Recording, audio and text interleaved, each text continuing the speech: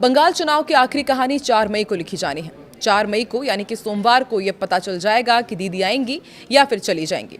ज्यादातर exit polls ने BJP को आगे दिखाया है और साल 2021 में भी कई पोल्स ने बीजेपी को 150 से 200 सीटें तक अनुमान लगाए थे, लेकिन ममता ने सबको चौंका दिया था और जीत हासिल की थी।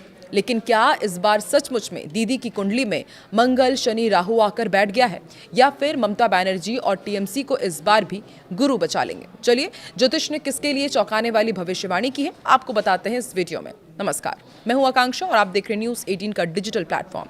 तो बंगाल चुनाव के नतीजे आने में अब 48 घंटे से भी कम समय बचा है, लेकिन इसी बीच बंगाल ही नहीं पूरे देश में ये चर्चा शुरू हो गई है कि ममता दीदी आएंगी या इस बार चली जाएंगी। 29 अप्रैल को चुनाव के बाद जो एग्जिट पोल सामने आए उस नतीजों में तो उसमें बीजेपी को बहुमत मिल रही है, लेकिन टीएमसी कह रही है कि बीजेपी को 4 मई को जोर का झटका धीरे से लगेगा। ऐसे में बड़ा सवाल यह है कि आखिर टीएमसी किस कॉन्फिडेंस के साथ ममता बनर्जी की वापसी का दावा कर रही है।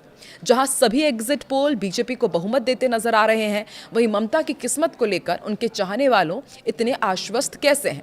क्या ममता बनर्जी का सितारा गर्दिश में है या फिर अभी भी दीदी की शान बरकरार है? आखिर ममता बनर्जी और टीएमसी की कुंडली 2026 में सत्ता दे रही है या फिर राहु केतु का खेल दीदी के साथ खेला कर देगा? आप जानकर हैरान रह जाएंगे कि 4 मई के बाद ऐसे संयोग बनने जा रहे हैं जो कोलकाता ही नहीं, दिल्ली की सियासत में भी बड़ा रोल अदा कर सकता है।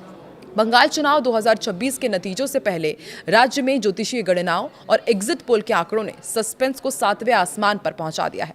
एक तरफ जहां ग्रहों की चाल ममता बनर्जी के लिए चुनौतीपूर्ण संकेत दे रही हैं, वहीं एग्जिट पोल के नतीजों में भी वो हारती नजर आ रही हैं। लेकिन ज्योतिषियों के अनुसार बेशक ममता बनर्जी की कुंडली और वर्तमान ग्रह दशा उनके लिए कठिन परीक्षा का संकेत दे रहे हों, लेकिन ममता बनर्जी एक संघर्षशील महिला है जो उन्हें शिखर तक पहुंचा सकता है।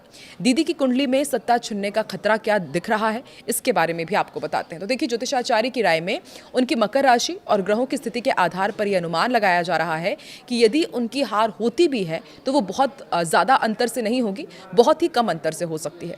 ज्योतिषियों का मानना है कि 4 मई का दिन उनके लिए विशेष रूप से कठिन और निर्णायक रहने वाला है। ग्रहों की चाल भी ये संकेत देती है कि पहले चरण में मजबूत रहने के बावजूद दूसरे चरण में उनके सामने गंभीर चुनौतियां खड़ी हुई है।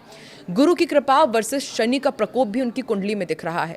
ज्योतिषीय गणनाओं में जहां शनि और राहु के प्रभाव के कारण ममता बनर्जी के लिए मुश्किलें बताई जा रही हैं, लेकिन ममता बनर्जी का जन्म 5 जनवरी 1955 को मकर लग्न वाली पृथ्वी तत्व की वो मजबूत महिला है। उनकी कुंडली में सूर्य मकर में और चंद्रमा वृषभ में है, जो उन्हें जिद्दी, मेहनती और जनता से जुड़ी शक्ति देता है। लेकिन साल 2026 में शनि और मंगल की दशा चुनौतियां ला रही हैं उनके लिए। बाधाएं, विरोध और अप्रत्याशित घटनाएं होंगी, फिर भी गुरु की दृष्टि उन्हें स्थिरता दे रही है। उनकी कुंडली बताती है कि राहु की वजह से जनता का व्यवहार अनिश्चित रहेगा, लेकिन उनकी पृथ्वी राशि की मजबूती उन्हें जड़ों से जोड़े रखेगी। शनि कर्मों का हिसाब मांग रहा है। ममता बनर्जी की जन्म कुंडली में अप्रत्याशित ट्विस्ट भी है। ये ट्विस्ट क्या है, जरा सुनिए इसे। 15 साल की सत्ता में भ्रष्टाचार, हिंसा और एंटी इनकम्बेंसी के आरोप लगे हैं। मंगल शनि का योग यही बाधाएं खड़ी कर रहा है, जैसे कि बीजेपी के तेज हमले। फिर भी ज्योतिष कहता है कि गुरु की कृपा और उनकी जन्म कुंडली की लचीलापन उन्हें पूरी तरह हारने नहीं देगी। अगस्त 2026 के बाद उनकी दशा बेहतर हो सकती है, जो सत्ता में स्थिरता या मजबूत वापसी का संकेत देती है। अब सवाल यही कि ममता आएंगी या चली जाएंगी। तो कुछ ज्योतिषी कहते हैं कि ममता चुनौतियों के बावजूद सत्ता बरकरार रखेंगी या बहुत करीबी मुकाबले में टिक जाएंगी। कुछ अन्य कहते हैं कि शनि का दबाव उन्हें सत्ता से बाहर भी कर सकता है। कुल मिलाकर ज्योतिष मिश्रित, लेकिन ममता के पक्ष में थोड़ी बढ़त दिखा रहा है। पूरी हार नहीं, बल्कि संघर्षपूर्ण जीत या फिर स्थिरता के लक्षण सामने आ रहे हैं। बंगाल चुनाव 2026 में बम्पर वोटिंग हुई। ममता बनर्जी 2026 में भी बंगाल की सत्ता में रह सकती हैं या बेहद करीबी फाइट में टिक सकती हैं।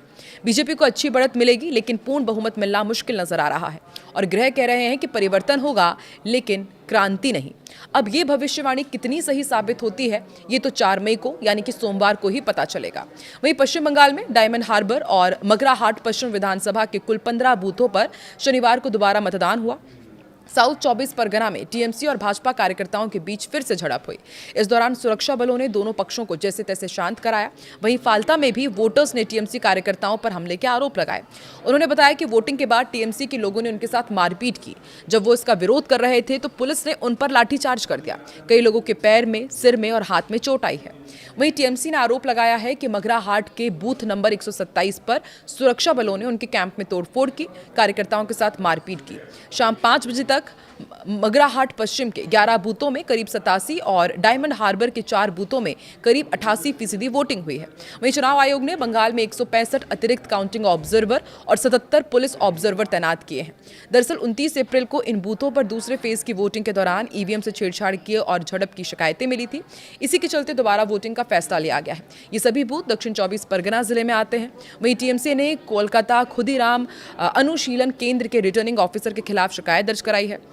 पार्टी का दावा है कि पोस्टल बैलेट कवर से छेड़छाड़ हुई है। राज्य की सभी 294 सीटों पर रिकॉर्ड करीब 93% वोटिंग हुई। 23 अप्रैल को फर्स्ट फेज की 152 सीटों पर करीब 94% मतदान हुआ था।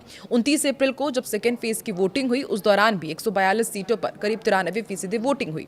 रिजल्ट 4 मई को आएंगे। नतीजों से पहले ममता हमलावर है। ममता बनर्जी ने तृणमूल कांग्रेस की बड़ी जीत का दावा किया। शनिवार को वीडियो कॉन्फ्रेंसिंग के जरिए काउंटिंग एजेंट्स को उन्होंने संबोधित किया और कहा कि उनकी पार्टी 200 से ज्यादा सीटों पर जीत हासिल करेगी। ममता ने एग्जिट पोल के अनुमानों को फिर सिरे से खारिज किया और इसे स्टॉक मार्केट में हेरफेर करने की कोशिश बताया। उन्होंने कहा कि पहले भी 2021 और 2024 में ऐसे प्रयास हुए थे और इस बार भी वही रिपीट किया जा रहा है। मुख्यमंत्री ने सीएपीएफ यानी कि सेंट्रल आर्म्ड पुलिस फोर्स पर टीएमसी कार्यकर्ताओं के साथ दुर्व्यवहार का आरोप भी लगाया। उन्होंने कहा कि जिन लोगों ने कथित तौर पर इस तरह की कार्रवाई का सामना किया है, पार्टी उन्हें सम्मानित करेगी। आरोपों के बीच चुनाव आयोग ने वोटों की सुरक्षित, शांतिपूर्ण और पारदर्शी गिनती पक्का करने के लिए पश्चिम बंगाल में 165 अतिरिक्त काउंटिंग ऑब्जर्वर और 77 पुलिस ऑब्जर्वर तैनात किए हैं, ताकि कानून व्यवस्था बनी रहे और आसानी से गिनती की प्रक्रिया पूरी हो पाए।